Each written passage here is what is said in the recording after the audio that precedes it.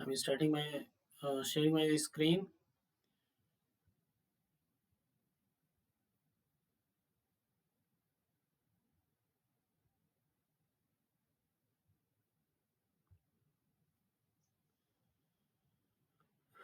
Is it visible to all? Yes, sir. So the Yes, lecture sir. is lecture number 4 Yes, of sir. unit number 3, Electrolux refrigerator. Okay, and this is one of the modification of VARS जो कि हमने कल पढ़ा था.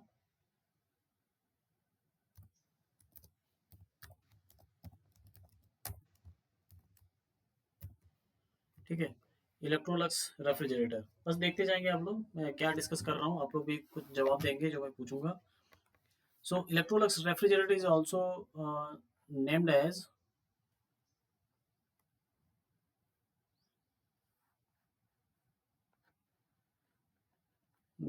three fluid system.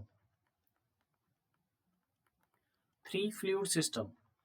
अच्छा, ये इसमें three fluid क्या है और वीआरएस में कितने फ्लूइड थे. वीआरएस में हमने कल पढ़ा था कि दो चीजें थी, एक रेफ्रिजरेंट और एक है एब्जॉर्बेंट.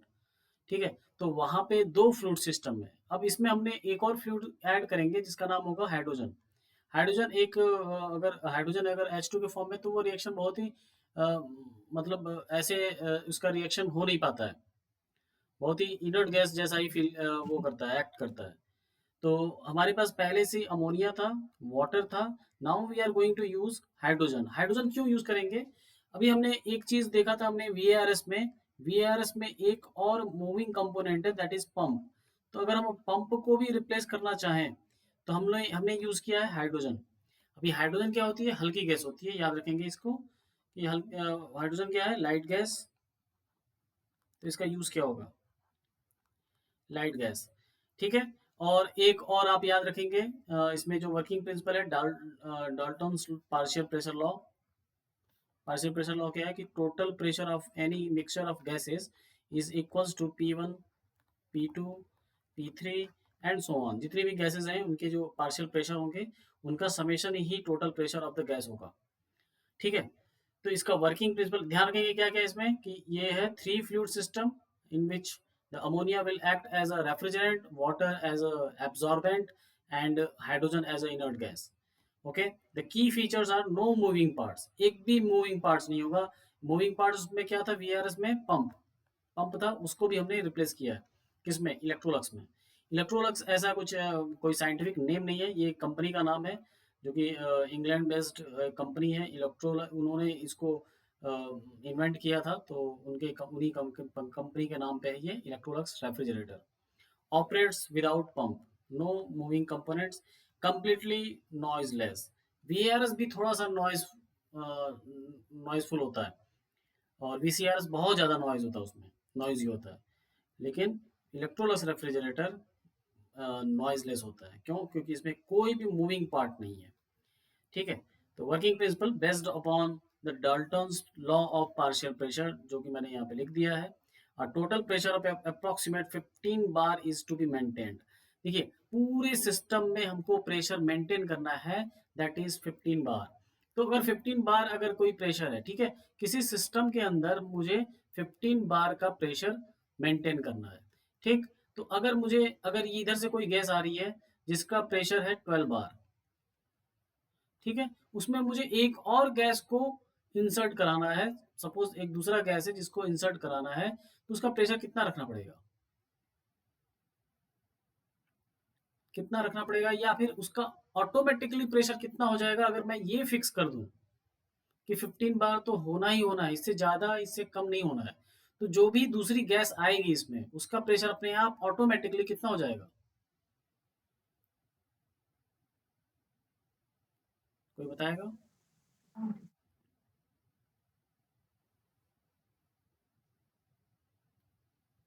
बेटा कुछ तो बोलो, कोई नहीं बोल रहा. 15. नहीं, मैं क्या कह रहा हूँ, ये मैं कह रहा हूँ कि एक गैस है, एक सिस्टम है जिसमें टोटल प्रेशर 15 रखना है. ठीक है, एक जो पहली गैस है उसका प्रेशर हमने 12 बार रखा हुआ है। अब इस सिस्टम के अंदर ये 12 बार ये गैस अंदर जा रही है और एक और गैस है जो इसके अंदर इंसर्ट होने वाला है, तो उसका प्रेशर ऑटोमेटिकली कितना हो जाएगा? 3 3। वेरी गुड, 3 3 बार। वेरी गुड 3 ठीक है, 3 बार ठीक होगा। है। ठीक, तो ये काम हमको करना है। अब ये 3 बार होने से फायदा क्या हो जाएगा देखिएगा। अभी प्रेशर कम होने से, या फिर मैं बोलूं प्रेशर के कम होने से टेम्परेचर क्या हो जाता है?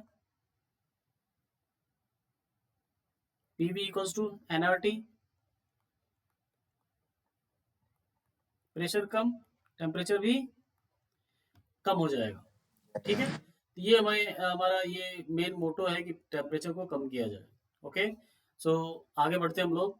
In the evaporator ammonia vaporise at a pressure partial pressure of 3 bar. Ammonia का अगर प्रेशर बहुत ही कम हो जाए, 3 बार हो जाए, in the presence of hydrogen enabling cooling at -10 degree Celsius, तो उसका टेम्परेचर कम हो जाएगा, तो कूलिंग कितने पे कर सकता है वो? -10 डिग्री सेल्सियस तक कर सकता है। तो ये ब्लॉक डायग्राम है, इसको आप लोग बनाएंगे अभी अभी अभी बनाएंगे आप लोग साथ में। जो हमने कल पढ़ा था, हमने क्या पढ़ा था कल? वीएआरएस में कौन कौन सा कंपोनेंट है उसका नाम मैं लिख रहा हूँ यहाँ पे, आप लोग बताइएगा। पहले सबसे पहले ये जहाँ पे बर्नर लगा हुआ है, जहाँ पे हम लोग हीट कर रहे हैं, उसका नाम क्या था? जनरेटर। जनरेटर के बाद हमने एक छोटा सा पार्ट लगाया था जिसका नाम है एनालाइजर या फिर रेक्टिफायर। एनालाइजर और रेक्टिफायर एनालाइज करेगा, रेक्टिफायर ये एनालाइज करेगा पहले कि वाटर ड्रॉपलेट्स हैं या नहीं है। हमने कल क्लास में पढ़ा था कि उसमें वाटर है या नहीं है। उसके बाद अगर वाटर है तो उसको रेक्टिफाई करेगा कि इसको बाहर निकाला जाए। ठीक है, रेक्टिफायर।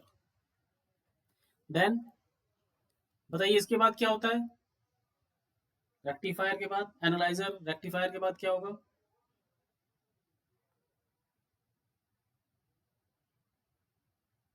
बोलो भाई, बोल ही नहीं रहे। चलिए इसका नाम मैं दे देता हूँ। कम हाँ बोलो बोलो बोलो, रेक्टिफायर एनालाइजर के बाद कंप्रेशन कंप्रेशर। यार कंप्रेशर तो हटा दिया था ना कल, कंप्रेशर ही तो हटाया है। अरे पूरा बेकार ही कर देते हैं सब। वीसीआरएस में कंप्रेशर था, कंप्रेशर बहुत ज़्यादा इलेक्ट्रिसिटी लेता है, इसलिए वीसीआरएस से आया वीएआरएस, एंड वीएआरएस से इलेक्ट्रोलक्स आया है जो कि मॉडिफिकेशन है वीएआरएस का। क्यों? क्योंकि हमें और भी नॉइजलेस रेफ्रिजरेशन सिस्टम चाहिए।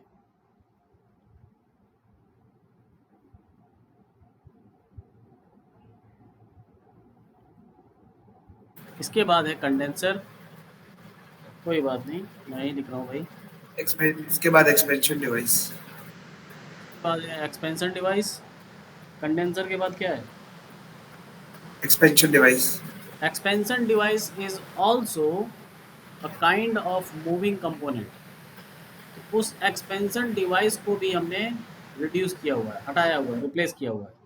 ठीक है, तो कंडेंसर के बाद हमें डायरेक्टली, या फिर आप लगा भी सकते हो क्योंकि हमने वीआरएस में लगा हुआ है, और वीआरएस से हमें कंपोनेंट को हटाना है। कौन सा कंपोनेंट को? पंप को। तो यहाँ पे हमने लगा दिया एक्सपेंशन डिवाइस। ठीक है, एक्सपेंशन डिवाइस, बट इसको भी हटा सकते हैं। उसके बाद क्या है? Evaporator evaporator. ये है हमारा इवेपोरेटर। इवेपोरेटर। देन अब यहाँ पे कुछ अलग चीज़ दिख रही है आपको। ये है हमारा एब्जॉर्बर, जो मैंने कल की क्लास में भी था, एब्जॉर्बर। और एक है हीट एक्सचेंजर। जनरेटर और एब्जॉर्बर के बीच में कौन था? Heat exchanger.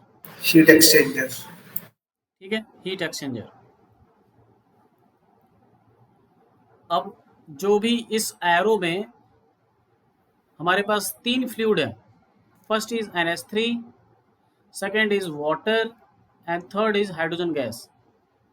ठीक है, ये है हमारा रेफ्रिजरेंट, ये हमारा है एब्जॉर्बेंट, और third is as it will work as inert gas, ठीक है। पार्शियल प्रेशर कैसे इसमें काम करेगा ये देखेंगे हम लोग, प्रेशर कैसे कम करेंगे अमोनिया का। हमें किसका प्रेशर कम करना है, किसका टेम्परेचर कम करना है, रेफ्रिजरेंट का, जिससे हमें कूलिंग इफेक्ट मिल सके। कूलिंग इफेक्ट कहाँ मिलता है, इस पूरे चारों कई सारे कंपोनेंट्स में किस कंपोनेंट के पास कूलिंग है, कहाँ पर कूलिंग मिलेगा हमें, evaporator. Evaporator, very good. Evaporator से जब बाहर कौन निकलेगा, अमोनिया निकलेगा कि नहीं। Yes sir. अच्छा चलो, इवेपोरेटर से पहले कौन है, अमोनिया है, श्योर, ठीक है। एक्सपेंशन उसका हुआ, उसका टेम्परेचर और प्रेशर कम हो गया और ये चला गया किसमें, इवेपोरेटर में। देखिए एक्सपेंशन डिवाइस मैंने क्या बोला है, ये बहुत मतलब इसमें यूज नहीं भी करोगे तो भी चलेगा। क्यों चलेगा, अभी मैं आगे बताऊंगा कैसे। अब यहां से देखिए, यहाँ पे इंपॉर्टेंट है कि यहाँ पे आ रहा है हाइड्रोजन गैस, यहाँ पे आ रहा है हाइड्रोजन गैस, ठीक है, यहाँ पे आ रहा है हाइड्रोजन गैस। अब बताओ जरा, एब्जॉर्बर में ऊपर से कौन नीचे गिरता है, इसमें एब्जॉर्बर में होता कौन है मेनली, एब्जॉर्बर कौन है, एब्जॉर्बेंट कौन है बेटा, सब कोई भी बोल सकता है, ऐसा नहीं कि किसी का नाम लिया जाए क्या ऐसे। एब्जॉर्बर में कौन होगा पहले से, वाटर। Water, very good. तो इसमें ऊपर से सर्कुलेट होके कौन आएगा, वाटर ही आएगा, वाटर आएगा। ठीक है, वाटर ही आएगा। अब इसमें हमने अमोनिया डाला है, हाइड्रोजन डाला है, ठीक है। तो हाइड्रोजन और अमोनिया जो मिक्स हो जाएंगे इसके अंदर, किसके अंदर, इवेपोरेटर में। देखो एक्सपेंशन डिवाइस, मैंने फिर से बोल रहा हूँ मैं कि एक्सपेंशन डिवाइस यहाँ पे यूज नहीं करना है। क्यों नहीं करना है मैं बताता हूँ, क्योंकि एक्सपेंशन डिवाइस का काम क्या था, प्रेशर और टेम्परेचर को डिक्रीज करना, राइट। प्रेशर एंड टेम्परेचर को डिक्रीज करना था कि नहीं, था सर। ठीक है। तो वो काम कैसे हो रहा है अंदर हाइड्रोजन को यूज करने से, ये देखेंगे हम लोग।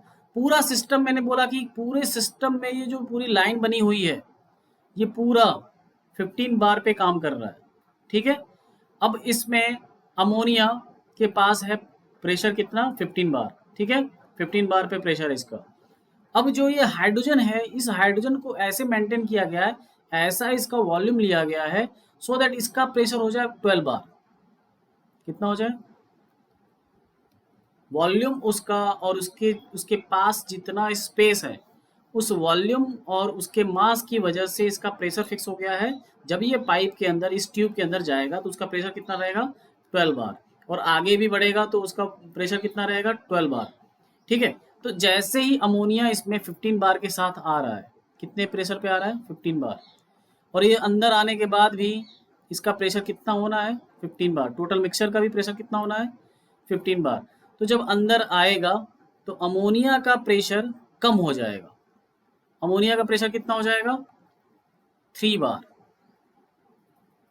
अमोनिया हो जाएगा 3 बार पे, और हाइड्रोजन कितने पे है, 12 बार पे। तो हाइड्रोजन है 12 बार पे, अमोनिया कितने पे है, 3 बार पे, अमोनिया NH3, ठीक है। तो प्रेशर अचानक से ड्रास्टिकली 15 to 3 बार हो गई, तो टेम्परेचर भी डिक्रीज हो जाएगा। जो काम कौन करता था पहले, कौन करता था ये काम, प्रेशर और टेम्परेचर का रिडक्शन, VARS में कौन कर रहा था ये, VCRS में कौन कर रहा था ये काम। आप लोग बोलोगे नहीं, मैं आगे नहीं बढ़ूंगा।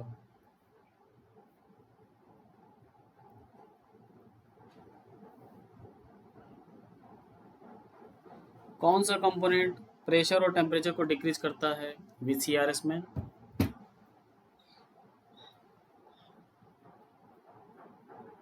कोई बता ही नहीं रहा है।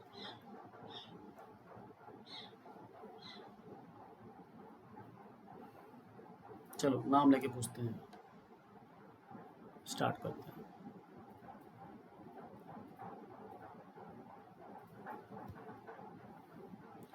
अभिषेक, Abhishek, absent, Abhishek is absent. Anishtha Sharma, Anishtha Sharma absent. Deepak, Deepak नागर,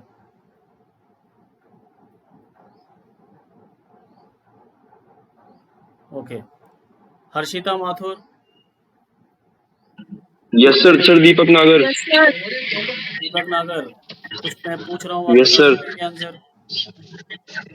सर नहीं सर, वो नहीं आ रहा सर। नहीं आ रहा है? नहीं नहीं आ सर। रहा कि अब हो नहीं यहाँ पे? हर्षिता माथुर, सर यही हूँ सर, यस पर वो सर। तो बेटा प्रेशर और टेम्परेचर कौन सा डिवाइस कम करता है, रिड्यूस करता है इन केस ऑफ वीसीआरएस? वो एक्सपांशन वाला होता है ना इसमें। बेटा पूछा जा रहा तो आप बता नहीं सकती क्या अनम्यूट करके अपने आप? सर वो दीपक बोल रहा था ना बीच में अभी। नहीं, उससे पहले की बात कर रहा हूँ मैं, बहुत देर से बोल रहा हूँ मैं। Who is this VIP? Sorry sir. Yogesh Sharma. मैंने बोला है कि ओनली कॉलेज ईमेल आईडी से ज्वाइन करना है, मैं किसी और को ज्वाइन नहीं होने दूंगा। सर ओरिजिनली है मेरी। जुनेद बिट्टू कौन है? सर मैं मोहम्मद जुनेद सर। ये वीआईपी नाम कैसे आ गया तेरा? तुम्हारा नाम ये थोड़ी ना था। सर मैंने सर वो कॉलेज जीमेल ईमेल आईडी का आईडी नाम भी यही है ना, जीमेल आईडी का नाम भी यही है, इसलिए आ रहा है। Sir Mohammad Junaid, sir Mohammad Junaid. बेटा तुमने अपनी ईमेल आईडी क्यों कॉलेज ईमेल आईडी से क्यों नहीं ज्वाइन किया? ये नाम कैसे रखा आपने? सर ये जुनेद दूसरे बिट्टू। मोबाइल से ज्वाइन है सर। नहीं ऐसा नहीं करना भाई। सर वो मेरे इसमें iOS में डाउनलोड ही नहीं हो रहा है। ठीक है सर, सर अगली मेरी तो बार ये से। ओरिजिनली है, मेरी तो ओरिजिनली है सर। नहीं ओरिजिनल नहीं है तुम्हारा नाम, ये वीआईपी मैंने थोड़ी लिखा हुआ है इसमें। Anyway sir VIP. मेरी यही जीमेल बनी हुई है सर, मैं पहले उसके चैनल के लिए बनाई थी जो ये यूज है, और क्या कहते हैं कॉलेज में भी यही बोलती है। ऑफिशियल कॉलेज ईमेल आईडी की बात कर रहा हूँ मैं, वो नहीं है तो मैं रिमूव करूँगा थोड़ी देर बाद। चलिए आगे बढ़ते हैं हम लोग। मैं मेरे को आंसर मिल गया है, बाकी लोग देखेंगे, कोई बात नहीं। अटेंडेंस के लिए आ रहे हो आप लोग, मुझे पता है। एनीवे मुझे अपना काम करने दो। चलो 3 बार पे है NH3, जो कि उसका प्रेशर कितना था पहले? प्रेशर पहले कितना था? 15 बार। लेकिन जैसे ही वो इवेपोरेटर में जाता है उसके साथ आ जाता है हाइड्रोजन, तो हाइड्रोजन का पहले से ही प्रेशर कितना है? 12 बार। तो अमोनिया का प्रेशर डिक्रीज हो जाएगा drastically from 15 to 3 bar, and because of decrease in pressure the temperature will also be drastically decrease. ठीक है, तो प्रेशर और टेम्परेचर कम हो गया। टेम्परेचर को कम करना ही इवेपोरेटर में काम है, सो दैट वो कूलिंग इफेक्ट शो कर सके। ठीक है, लेकिन अब अमोनिया और हाइड्रोजन एक साथ मिक्स होके आ रहे हैं, तो यहाँ पे अब आएंगे H2 plus ammonia, H2 plus NH3, ये मिक्स होके बाहर निकलेंगे। ठीक है, ammonia plus hydrogen, ammonia plus hydrogen. ठीक है, अब ये अमोनिया और हाइड्रोजन आगे बढ़ के कहाँ पर जा रहे हैं? बताइए किस में जा रहे हैं? बताइए कौन बताएगा?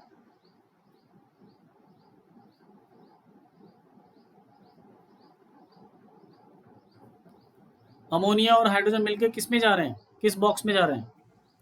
Absorber. Absorber, very good. Absorber में जा रहे हैं। एब्जॉर्बर में पहले से कौन है? Water. Water, very good. Water. इसमें कौन? वाटर है, ठीक है, वेरी गुड। इसमें वाटर है। अब ये इस केस में कितनी गैसेस फ्लूइड सिस्टम ऐड हो गई हैं? 3, टोटल 3 हो गई हैं, ammonia, water plus hydrogen. But hydrogen एक लाइट गैस है, तो हाइड्रोजन अपने आप ही ऊपर चला जाएगा, वो मिक्स नहीं होगा वाटर के साथ, और ये ऊपर चला जाएगा, और यहाँ से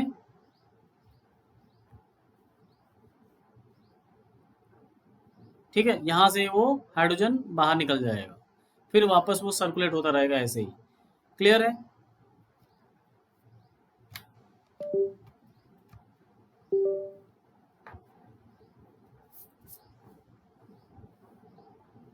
ठीक, अब ये NH3 प्लस वाटर मिक्स हो चुके हैं। मिक्स होने के बाद ये जो नीचे आएंगे ये होगा स्ट्रॉन्ग सोल्यूशन ऑफ, बताइए किसका सोल्यूशन होगा ये? Strong solution of NH3 plus H2O H2O। क्यों? हाइड्रोजन कहाँ गया? हाइड्रोजन चला गया ऊपर, वो उड़ गया। ठीक है, वो ऊपर उड़ गया, ठीक है। उसके बाद देखिए, ये बताओ यहाँ पे जो यहाँ पर जो NH3 प्लस H2 आ रहा है, इसको ऊपर जाके फिर से यहाँ पे हीट होना है ना, जनरेटर में जाके, यस ठीक है। NH3 प्लस H2O को आगे जाके हीटअप होना है, ठीक है। तो यहाँ से वापस कौन आ रहा है बताओ जरा, इसमें से कौन बाहर निकल रहा है? H2O very good, H2O, very good, H2O बाहर निकल रहा है, ठीक है। H2O बाहर निकल रहा है। क्या वो H2O और यहाँ पे जो पहले से एब्जॉर्बर में H2O पड़ा है, किसका टेम्परेचर ज़्यादा होगा? मैं पोजीशन दिखा देता हूँ, 1 और 2 कहाँ पे ज़्यादा होगा बताइए? 1 पे। सर क्यों? फर्स्ट क्योंकि वो जनरेटर से बाहर निकल रहा है, राइट? बिकॉज ये जनरेटर से बाहर निकल रहा है। जनरेटर में क्या दे रहे हैं हम लोग? हीट दे रहे हैं, तो वहां पर टेम्परेचर उसका ज़्यादा होगा।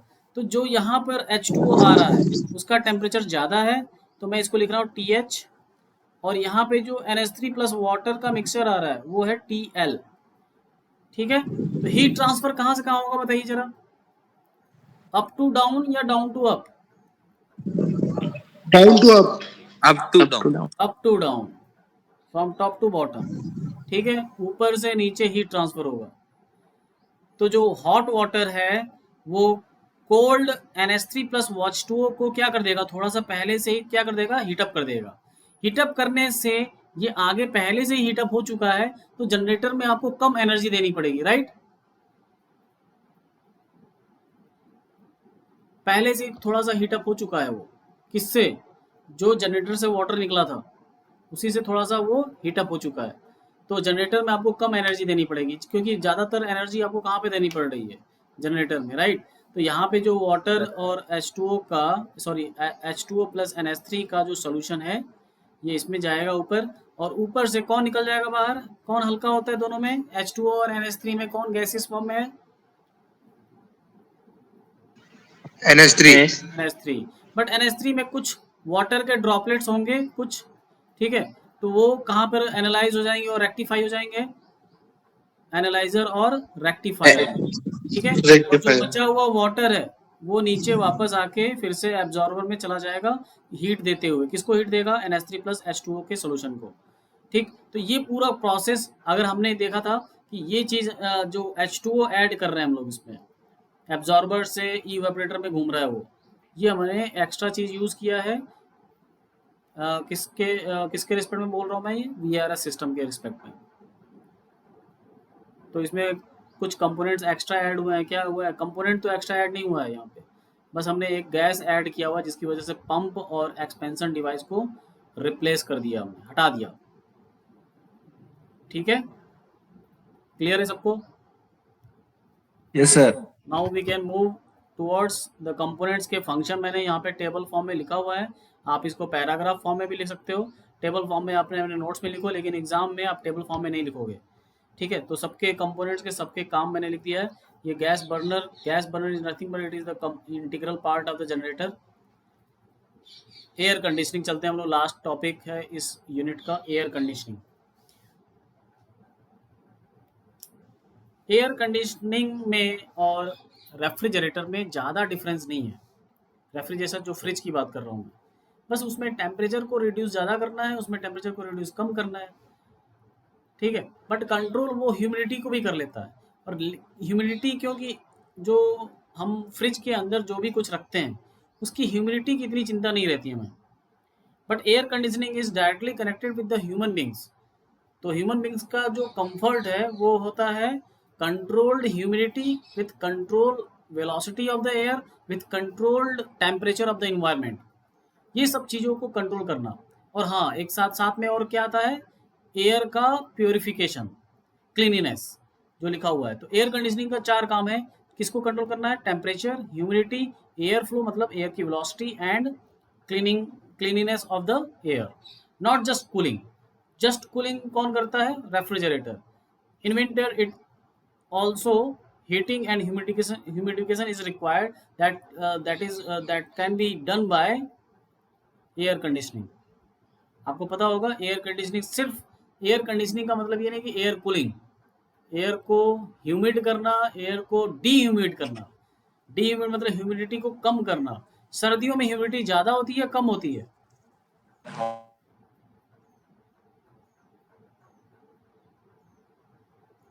I am asking that. सर्दियों में ह्यूमिडिटी कम होती है या ज़्यादा होती है? कम होती है सर। कम होती है। कम होती है। सर, गर्मियों में ह्यूमिडिटी कम ज़्यादा होती है। क्यों होती है? Because of temperature. Because of temperature क्या हो जाता है? सर टेम्परेचर की वजह से।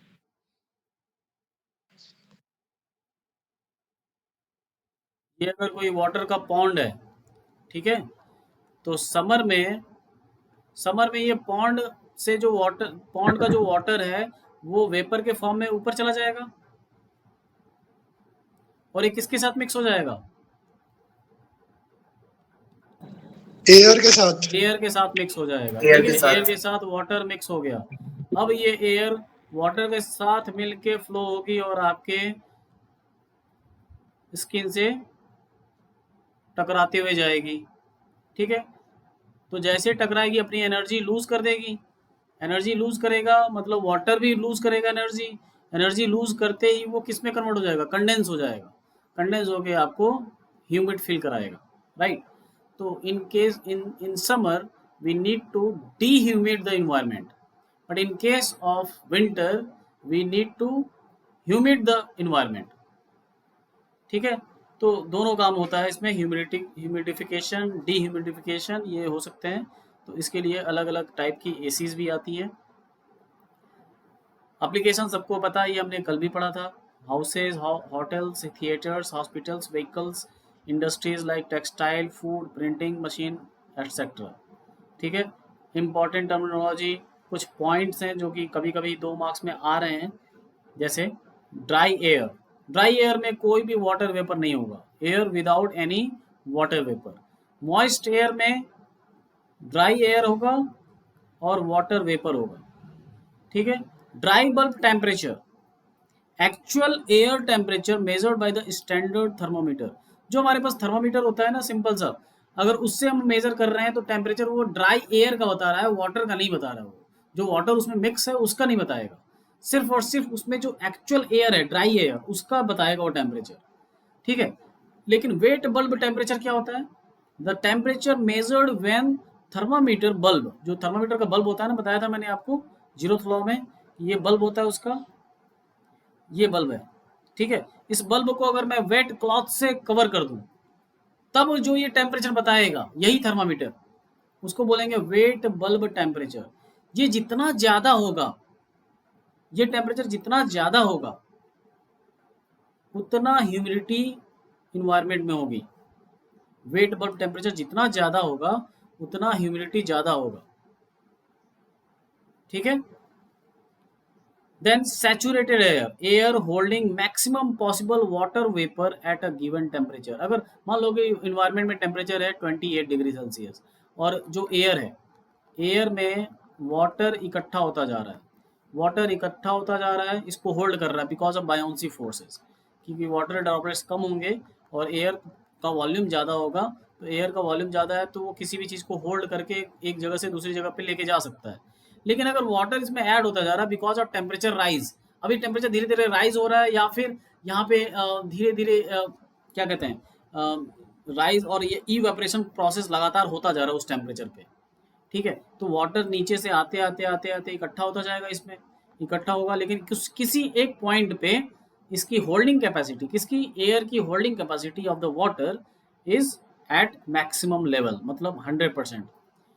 अब इसमें जो भी वाटर आएगा वो वाटर अपने आप नीचे गिर जाएगा। इसी को क्या बोलते हैं? रेनिंग। रेनिंग। ठीक है, इसी को रेनिंग बोलते हैं। या फिर अगर होल्ड किया भी है और टेम्परेचर थोड़े समय के लिए थोड़ा सा डिक्रीज हो गया, सन क्लाउड से ढक गया, तो टेम्परेचर थोड़ा सा कम हो गया, तो भी कंडेंसेशन स्टार्ट हो जाता है और इसको भी फिर से बोलते हैं रेनिंग। ठीक है, तो ये कुछ पॉइंट्स हैं जो कि आपके 2 मार्क्स में आ सकते हैं, तो इसको भी थोड़ा देख लेंगे आप लोग।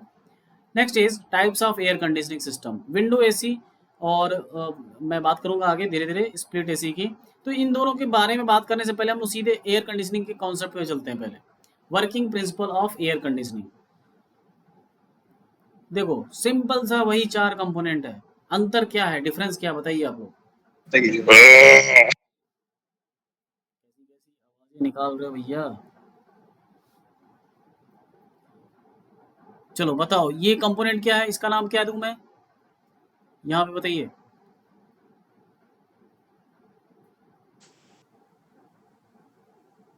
कंप्रेसर।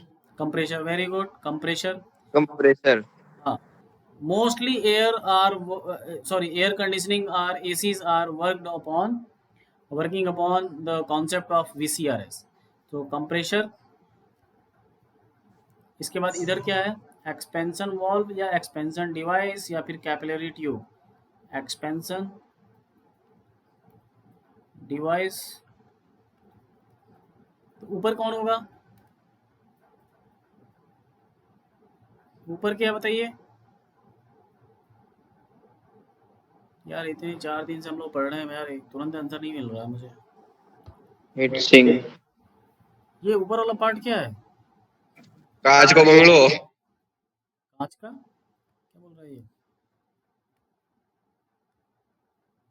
ये रवि शर्मा कौन है बेटा, तो जो लेक्चर है ना वो रिकॉर्ड भी हो रहा है, तो सब पता चल जाएगा मुझे कौन क्या है, कौन बोल रहा है। सर मैं नहीं।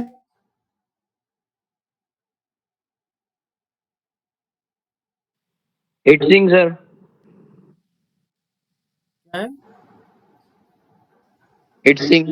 हीट सिंक, क्या है यार, ये यार अभी अभी हमने पढ़ा है ना पहले लेक्चर में, दूसरे लेक्चर में, ये ऊपर 4 कंपोनेंट क्या क्या है मैंने बताया अभी, ये फिर भी ये समझ नहीं आ रहा मुझे, क्या ये नया नाम दे दिया ये heat sink.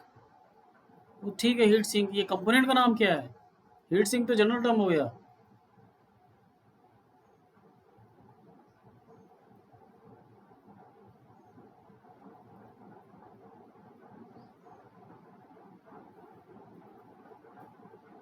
Next is Vishvendra, Vishvendra Singh, Vishvendra Singh.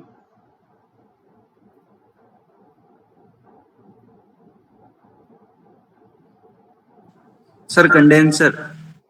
Condenser तो बोल नहीं पा रहे हो आप,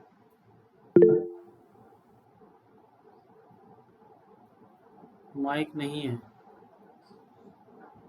माइक ऑन करोगे तब तो माइक आएगा, माइक ऑफ किए हो तो कैसे आएगा।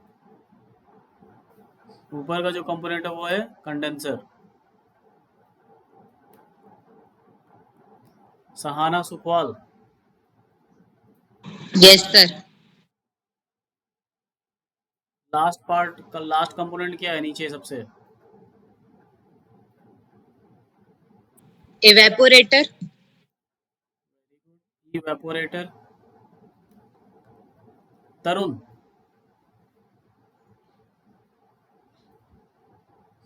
तरुण,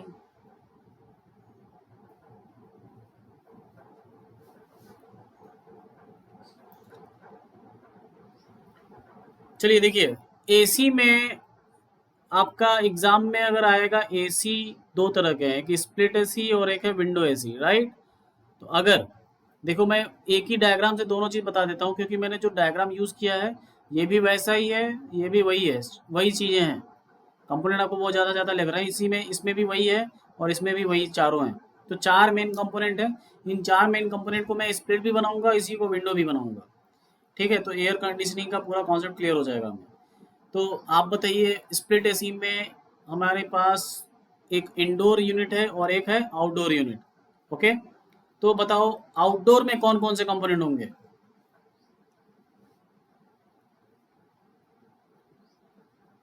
सबसे कूल्ड पोजीशन कौन सा है, कोल्ड पोजीशन कौन सा है? एवोपरेटर।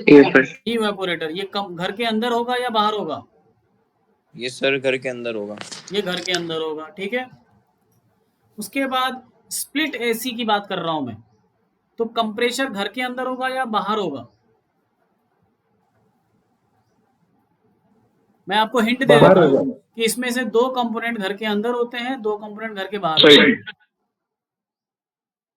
मैं आपको हिंट देता हूं कि 2 कंप्रेसर सर बाहर होगा सर। कंप्रेशर बाहर होता है, ठीक है। तो कंप्रेशर बाहर होता है और इवेपोरेटर अंदर होता है, ठीक है। और कंडेंसर भी बाहर ही होता है सर। ठीक, तो आउट और ये इन है, तो इसका मतलब कंप्रेसर इवेपोरेटर के साथ नहीं आ सकता, तो कंप्रेसर किसके साथ आएगा? ये पूरा जो पार्ट है ये किसमें आएगा? आउटडोर। बाहर साइड में सर। और ये दोनों किसमें आएंगे? अंदर आएंगे। ठीक है, तो एक्सपेंशन डिवाइस एंड इवेपोरेटर दोनों अंदर होंगे, कंडेंसर और कंप्रेशर दोनों किधर होंगे? बाहर होंगे, ठीक है। तो ई और ई वाले किसमें होंगे? इंडोर। और सी वाले किसमें होंगे? आउटडोर। अब इसमें एक्स्ट्रा चीज फ्रिज में जो नहीं था वो क्या है? सिर्फ ये दोनों चीज, फैन, और यहाँ भी लगा हुआ है फैन। अब अगर ये दोनों फैन एक ही शाफ्ट, एक ही मोटर से चल रहे होंगे तो ये हो जाएगा विंडो एसी, ठीक है। और अगर ये दोनों फैन अलग अलग होंगे, 2 अलग अलग मोटर होंगे, तो ये हो जाएगा स्प्लिट एसी। Split AC. बात समझ में आ रही है? ठीक है, बात समझ में आ रही होगी। देखो विंडो एसी में क्या हो रहा है। Yes sir. विंडो एसी में देखिए क्या हो रहा है, यहाँ पे फिल्टर लगा होता है, यहाँ से रूम का एयर। अच्छा ये बताइए, रूम का एयर आता है या और बाहर निकल जाता है कि वापस आता है? वो एसी में जो रूम का एयर होता है वो घर के अंदर सॉरी, एसी उसको सक करती होगी, सक्शन करती होगी, तो फिर से उसी एयर को भेज देती है, उस एयर को घर से बाहर ही निकाल देती है। बहुत सारे कंफ्यूजन है, मैं इसलिए नॉर्मल लैंग्वेज में बात कर रहा हूँ। या ये सर्कुलेट होती है या बस एग्जिट आउट होती है? In and out. Exit out. Circulate. Circulate, very good, circulate होती है। सर्कुलेट होती है। देखिए एसी में मान लीजिए ना कि आपने ना क्या किया घर के अंदर, तो घर के अंदर वाला पार्ट कौन सा है? ये वाला है, ठीक है। ये बाहर का पार्ट है। क्लियर? क्लियर है? और विंडो एसी में भी आप इस पे यहाँ पे बीच में दीवार होगी कि नहीं? ठीक है। Yes sir. अगर आप अपने घर में ना वाटर एक ग्लास में भर के रख दिया, ठीक है, ये वाटर भर दिया आपने इस ग्लास में और एसी चला दिया, रात भर एसी चली और ग्लास जो है वो ऊपर से ढका हुआ नहीं है, लीड नहीं लगी हुई इसके ऊपर, आपने खुला छोड़ा हुआ है इसको, ठीक है। तो ये जो लेवल दिख रहा है आपको वाटर का, ये एसी धीरे धीरे इसको कम कर देगा। पता है आपको, एसी चला दिया तो आप कम हो जाएगा ये लेवल, अगले 2-3 घंटे में ही कम हो जाएगा। बताइए क्यों कम हो जाएगा? ये कैसे, कोई बताएगा? टेम्परेचर डिक्रीज हो। टेम्परेचर डिक्रीज होने से लेवल कैसे कम हो जाएगा? पानी कम हो जाएगा क्या? कैसी बातें करते हो सर? फ्रिज में सर एसी मॉइस्चर को एब्जॉर्ब करता है। क्या सर? एसी मॉइस्चर एब्जॉर्ब करता है। वेरी गुड, मॉइस्चर एब्जॉर्ब करती है। आप एसी में देखते हो ना पानी टपकता रहता है, फ्रिज में भी टपकता रहता है। Yes sir. वो क्या है? मॉइस्चर है, कमरे का मॉइस्चर है, एयर को उसने सक किया अंदर, ठीक है। आप एसी का जो इंडोर यूनिट है उसमें 2 फैन लगे होते हैं, एक होता है जो वाटर को सक करता है, सॉरी एयर को सक करता है, ठीक है, उल्टा ब्लोअर चलता है, जैसे एग्जॉस्ट फैन होता है ना, घर के हवा को बाहर निकालता है। अगर उसी एग्जॉस्ट फैन को उल्टा लगा दो तो वो बाहर की हवा को अंदर फेंकने लगेगा, अंदर आने देगा। वैसे एसी में जो स्प्लिट एसी होती है उसमें 2 तरह का फैन लगा होता है, एक हवा को सक करता है और एक हवा को ब्लो करता है, बाहर निकालता है, ठीक है। अभी मैं विंडो एसी वाले पे दिखाऊंगा। तो जब इस कमरे का कमरे के हवा में, एयर में वाटर भी है, क्योंकि मैंने बताया ना मॉइस्ट एयर, मॉइस्ट या फिर आप dry air plus water vapour, इन दोनों को क्या बोल रहे हैं हम लोग? Moist air, MA। ठीक है, तो इन दोनों को AC सक करेगा पहले। वो मॉइस्ट एयर कहाँ से आया? वाटर रूम टेम्परेचर पे भी इवेपोरेट होता रहता है, तो इसके जो पार्टिकल्स हैं ऊपर ऊपर जाते हैं और फिर वापस अपनी ग्रेविटी की वजह से नीचे आ जाते हैं। ठीक है, ऊपर जाते हैं फिर नीचे आ जाते हैं। अगर बहुत बड़ा सा उसका ओपनिंग है तो वाटर ऊपर गया और नीचे फिर से फॉल डाउन हो जाता है बिकॉज ऑफ ग्रेविटी, क्योंकि ऊपर गया, इकट्ठा हुआ और अपनी ग्रेविटी की वजह से नीचे आ गया, वो दिखाई नहीं देता आपको। ठीक, लेकिन जब AC चला दिया तो ये जो वाटर है वो एयर में मिक्स हो जाएगा और AC तो उसको मॉइस्चर समझेगा, तो एयर को खींच लेगा। पहले एयर को खींचा, अंदर ये जो इवेपोरेटर के कॉइल्स हैं वो बहुत ही कूल्ड हैं,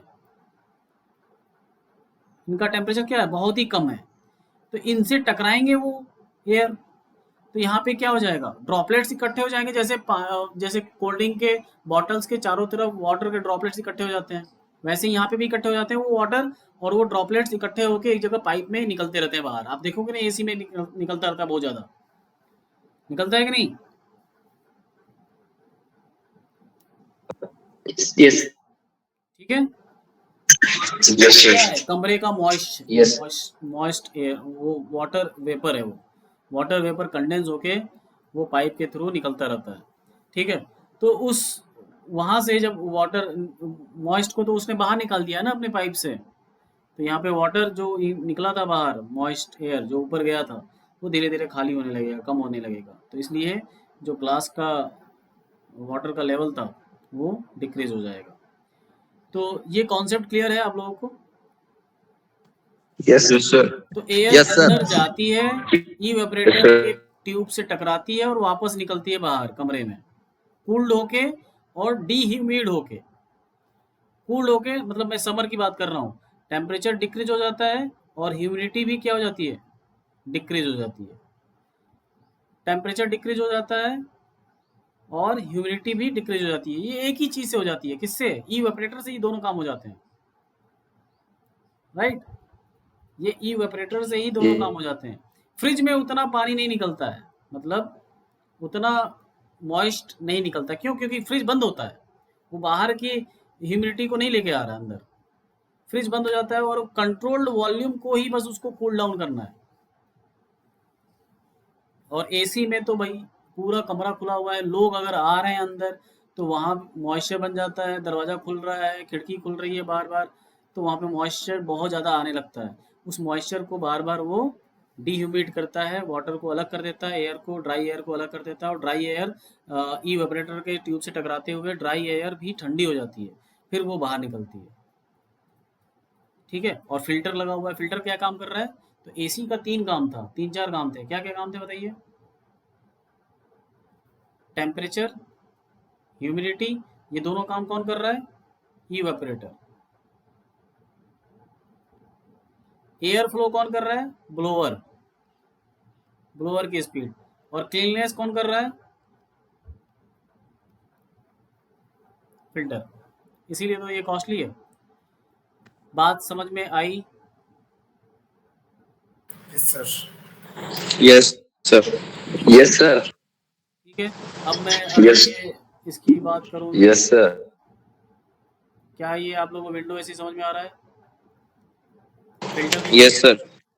जो कमरे का एयर है वो बहुत बड़े से एक फिल्टर से गुजरता है। यहाँ पे एक सक्शन वाले ब्लोअर, जैसे ये ब्लोअर है, ये फैन देख रहे हैं आप लोग, इवेपोरेटर फैन।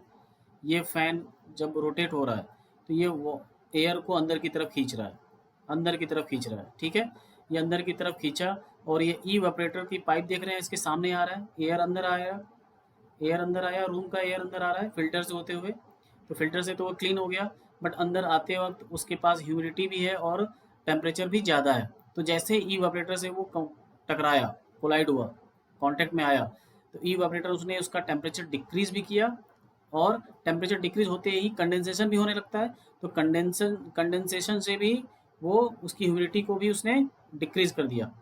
अब ये एयर आ चुका है अंदर और ये फोर्सफुली अंदर आ रहा है और ये फैन भी इसके साथ है, तो ये फोर्सफुली अब इनके पास वापस उल्टा रिटर्न होने का कोई चांस नहीं है, क्योंकि और भी एयर आ रहे हैं, तो वापस नहीं आएंगे तो किधर चले जाएंगे, अपने आप इधर चले जाते हैं, और कोई जगह ही नहीं है कहीं जाने का, तो ये इधर आ जाते हैं और ये बाहर कोल्ड एयर और डी-ह्यूमिड एयर बन जाते हैं और ये बाहर निकल जाते हैं फिर से, तो ये सर्कुलेट हो रहे हैं। कई लोगों को लगता है कि एयर कमरे का एयर को बाहर ही कर देता है और नया एयर बना के लाता है वो, ऐसा नहीं है। ठीक है, उसके बाद यहाँ पे देखिए जो इसी रोटर से, इसी फैन मोटर से लगा हुआ है दूसरा फैन, जो बाहर कंडेंसर से उस हीट को, जो हीट आ चुका था उस हीट को इस कंडेंसर से बाहर निकालते हैं। कौन? हीट को कौन लेके गया? हीट को कौन लेके गया?